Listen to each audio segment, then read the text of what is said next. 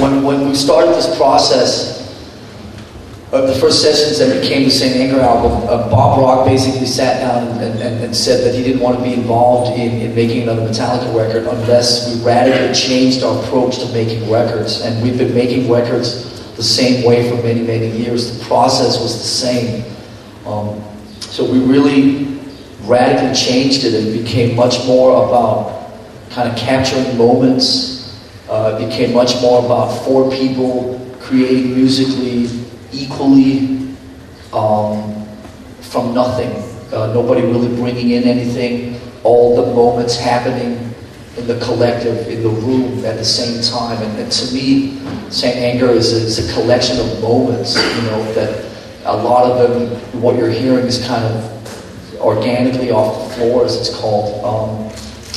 And it was just really important, I think, for us, after what we had gone through, to really feel that we were all there together equally, and that we were all contributing equally, and that it was truly a democratic and equal process. My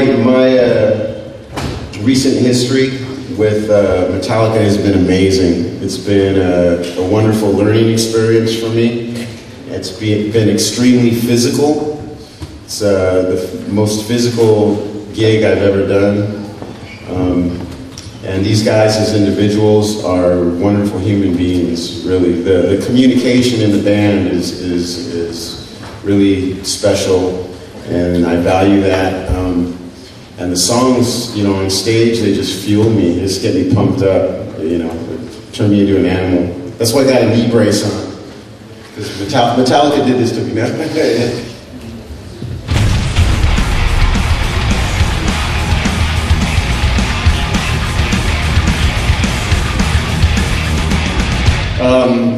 We usually come up with a set list about 5 minutes before we go on stage. It's usually fans come up to us and might recommend something, or you know, it's something that we want to play personally. But we almost always have to play songs that everyone expects us to play, like Master of Puppets, you know, whatever.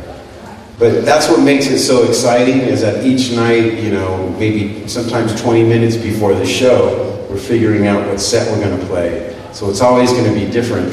And there are times where we'll play a song that has been played in years and years and years. And that makes it exciting for us, and it also makes it exciting for the fans, because they're feeling what we're feeling at the moment. They get to watch us practice it. Exactly. They get to watch us sometimes make little mistakes here and there, or play it perfect, whatever. And that's the magic in the set list. So who knows what we're playing tonight. It makes it fun for Rob, because sometimes he has to learn.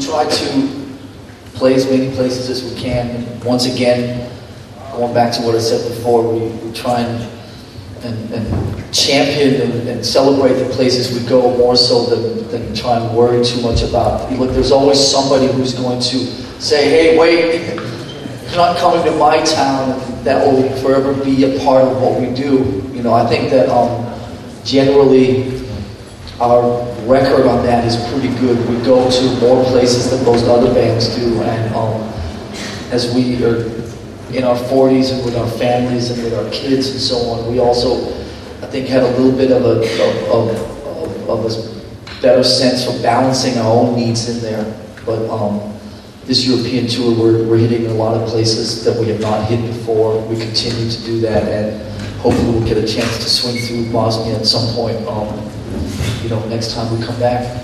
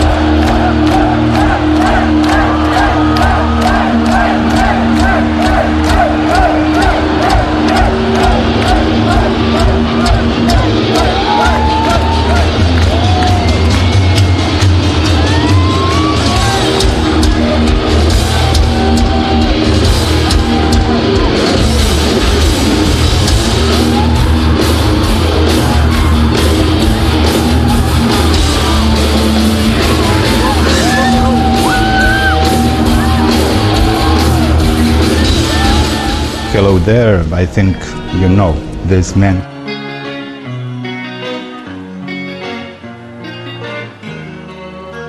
First of all, welcome to Belgrade, and there's a few questions for you. First of all, what's so magic about music? What really turns you on? Oh man, it's somewhat hard to explain. What's magic about music? It's just in the moment you feel something. It can be, for me, music was a way to communicate. When I was closed off as a child, the music spoke to me. It said what I couldn't say. And later on in life, I was able to communicate the same way through music. So that's a real magic for me, a connector.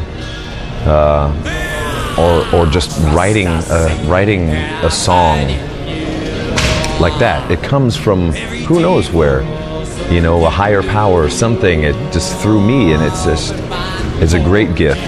And then someone else understanding that song and enjoying it and inspiring them. It's this thing that's passed around that helps people, But also, listening to any kind of music, there's always something that's good in it. But also, old songs that I've heard a million times, at a different time in my life, I can hear it and hear something completely different. Like, that's what he means. Or maybe it isn't what he means, but that's what I hear. So, it speaks.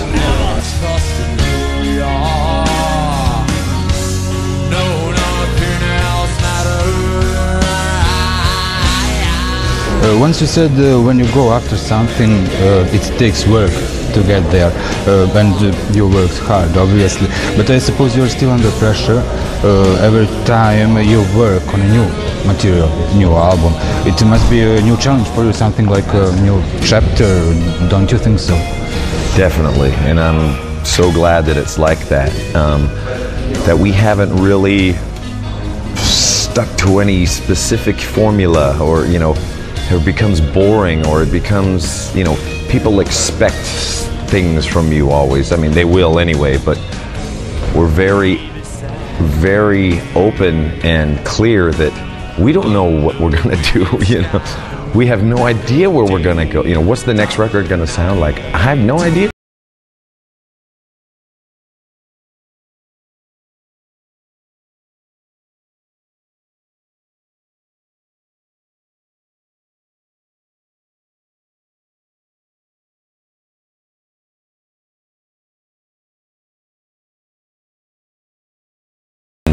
And if there isn't, then we wait the next day, you know, and it's okay.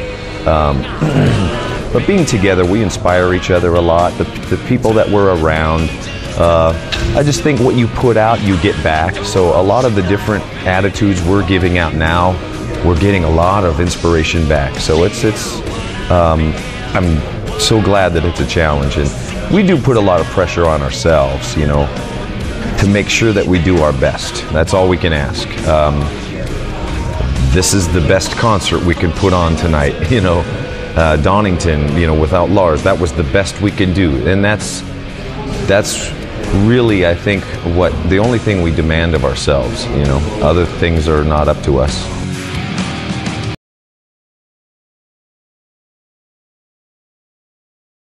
You're not allowed to fail, in a way. Do you feel that way?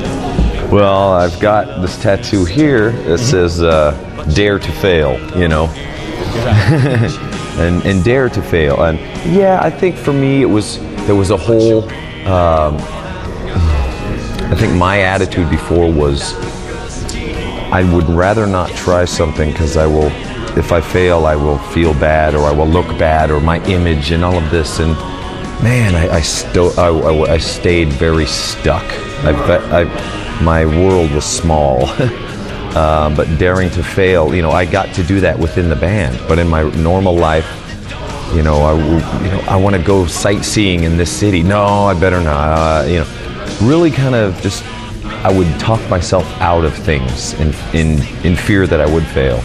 So this is a reminder for me to, hey, go fail. How else are you going to learn? You know, and I think a lot of that came from just the machismo and my father not being around when I was younger to show me things, and I didn't want to ask other people, you know, so I'm getting better at that.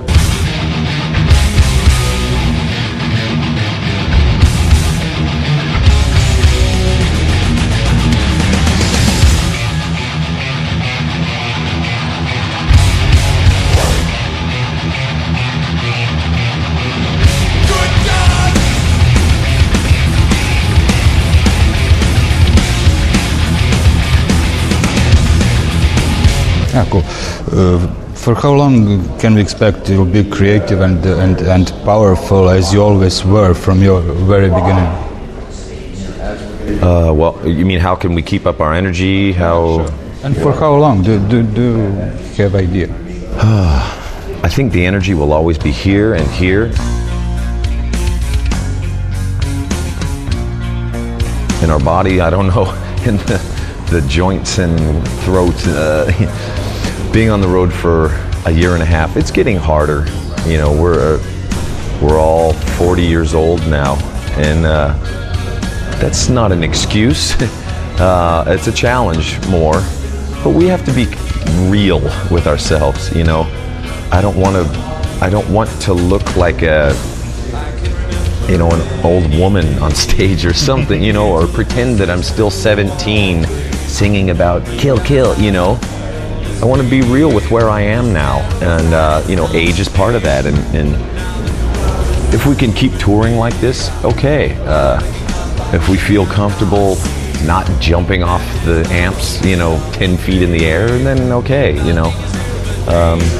Just have to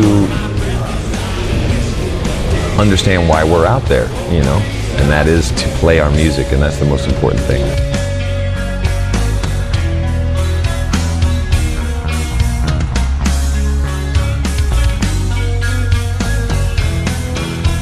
I think it's obviously that Kirk will be around for ages. I mean, his grandmother turned 102 a few days ago, and her grandfather was 117 when he died. So it's amazing. Kirk will outlive us all, maybe. You never know. He still looks like he's 17. It's amazing. He's got a baby face, you know. Yeah, you look good too. Oh, well, thank you. You're welcome.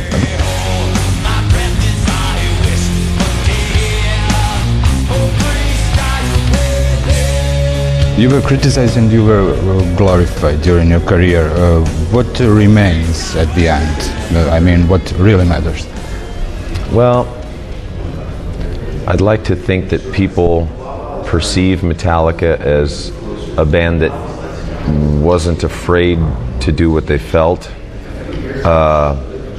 You know, with the standing up for Napster or whatever, or playing concerts wherever we can. I think, you know, Metallica doesn't like to hear the word no. We like to, maybe there's a, you know, a rebelliousness to it that, you know, you said no, we must do it now. But there, it's taken us places that we never thought we could go. And I think a legacy of honesty and not being afraid to do what we felt, even though if it was not popular at the time.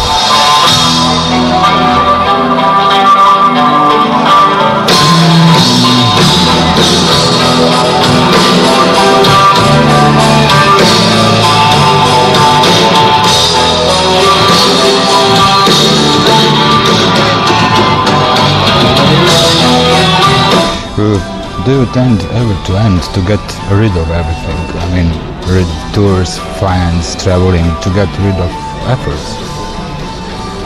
Do we ever think about that? Oh, there are probably times every day where we think of that, you know. Oh, I want serenity, I want peace, I want quiet. Stop pulling on me, you know. But it's all up here, you know, it's all, I think too much and I think, well, they need this and that, and I wind myself up into this. I need to just slow down, you know, and take in, look where you are. There are people in the United States that will never come here and get to see this, and a lot of the good things that come out of this. And as long as there's good things like that happening, why not? And but it's tougher. It's tougher to be out and be gone longer from family. I have 3 young children, and it breaks my heart to hear them say, you know, Daddy, are you coming home tomorrow? You know, you're going to be at my birthday, right? And it is so difficult to hear that. But nowadays, you know, there's cell phones, there's webcams, there's all kinds of great things that are, you know, 10 years ago it would have been much more difficult. But I don't want my children's, you know, youth to go by and me miss it. And because, you know, I don't remember much of my dad being around either, and I don't like that memory. So I don't want to continue that cycle.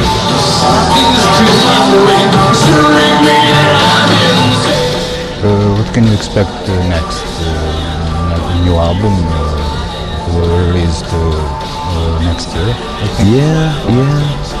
You know, we can kind of do whatever we feel we need to do. There's, you know, we've got lots of ideas for new songs. I think we need some time off. We've been going non-stop for, you know, over 2 years. With the recording and Jason and Napster and all of that stuff, we haven't really had a lot of time. So it'll be nice to take some break and then get in. I think we can record a lot quicker than we think. There's still some fears that, ooh, that was too easy. Maybe it's not good, you know. But I think we can get it done quick. And I think the quicker we do the album and we're satisfied with it, you know, the quicker we'll be able to get back out on the road or, you know, to enjoy home and enjoy life. So there'll be a new record next year.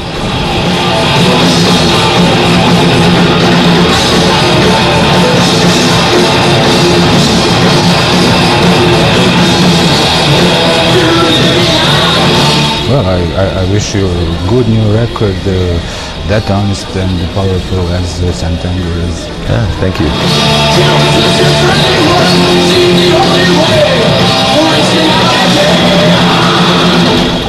Hello, friends. My name is James from Metallica here on TV Metropolis. Green Tea!